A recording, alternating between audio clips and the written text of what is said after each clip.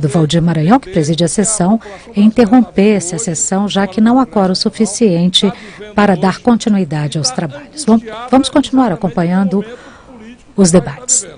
Estamos numa véspera de eleição municipal, um país que tem uma inflação retomada de 2 dígitos, que sacrifica o salário com a volta da carestia, principalmente dos trabalhadores que ainda conseguem estar no emprego, um exército de quase 12 milhões de desempregados, aflitos e ansiosos por uma política capaz de retomar uma geração de emprego, e nós aqui no deleite de poder estar obstruindo uma casa legislativa que tem a obrigação de votar matérias que sejam capazes de tirar o país da letargia que ele se encontra.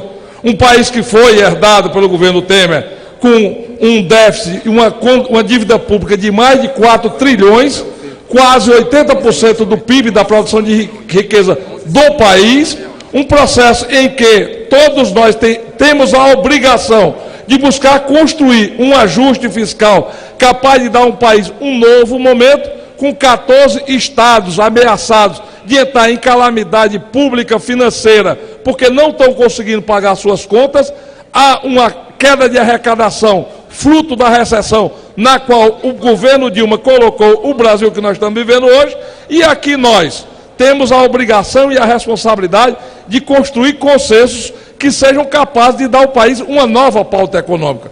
Ou nós assumimos essa responsabilidade para, inclusive, amanhã, estar nas ruas pedindo voto para os nossos candidatos, alimentando uma expectativa de futuro que seja capaz de romper com esse passado que nós estamos herdando agora, ou nós vamos ser obrigados a admitir a nossa incompetência enquanto legisladores de construir pautas positivas para a sociedade brasileira.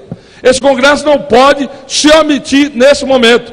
O Congresso tem que sinalizar, sim, votando a lei de diretriz orçamentária, votando sim e discutindo o ajuste fiscal, votando sim as reformas que foram aqui apregoadas por todos os partidos, seja dos partidos do governo anterior, que agora são oposição, seja os partidos do atual governo, que eram oposição ao governo anterior. Não cabe mais ficar no diletantismo, ou na oposição pela oposição, ou no bloqueio de opiniões, quando a nação brasileira exige isso de nós. É uma irresponsabilidade para todos aqueles que têm e detêm um mandato de representação do povo se omitir nesse momento. É necessário que a gente tenha a obrigação. E a obrigação se dá não por um intervalo, ou umas férias coletivas, ou um recesso branco, em véspera de eleição. A obrigação se dá no dia a dia, porque as pessoas estão sofrendo no dia a dia. As pessoas estão sofrendo quando vão ao posto médico e não encontram um remédio ou um médico para lhe fazer o tratamento. As pessoas estão sofrendo quando vão de manhã cedo acordam e não têm uma perspectiva de um trabalho que possa dar dignidade ao sustento da família. E tudo isso ocasiona e aumenta, inclusive, o crescimento da violência que permeia por todo o país. E há uma juventude que na minha cidade de Fortaleza são 210 mil jovens em idade ativa que poderiam estar trabalhando, que nem trabalham e nem estudam. E estão ociosos, entregues inclusive ao tráfico de droga muitas vezes, à espontaneidade de uma geração de renda ilícita e ilegal que gera e alimenta única e exclusivamente a insegurança e a violência no nosso país. Então é necessário que, diferente de cor partidária e diferente de desejo eleitoral, qualquer um que seja, de qualquer um dos parlamentares, sejam deputados, sejam senadores, nós temos a obrigação sim, uma obrigação e uma responsabilidade para com o Brasil nesse momento. E é isso que nos chama aqui.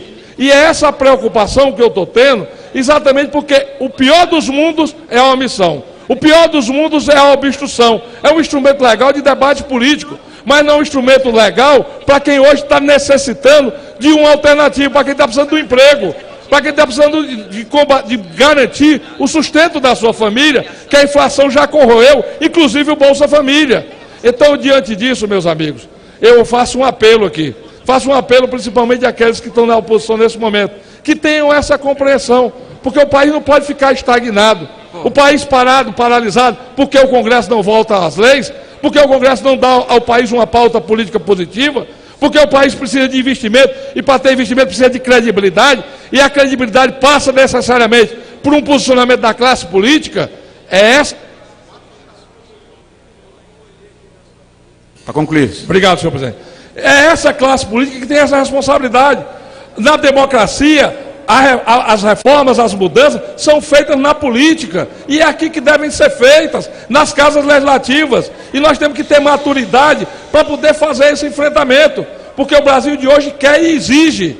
Você pode ter um discurso fácil no palanque, mas a realidade dos fatos é outra. Tem mãe de família que não está conseguindo colocar a comida dentro de casa e sofre junto com seus filhos. Tem filhos, mães que estão desesperadas porque não sabem onde os filhos andam à procura de um emprego. Há uma seca no Nordeste que massacra as famílias do interior do Nordeste, e a gente precisa construir alternativas.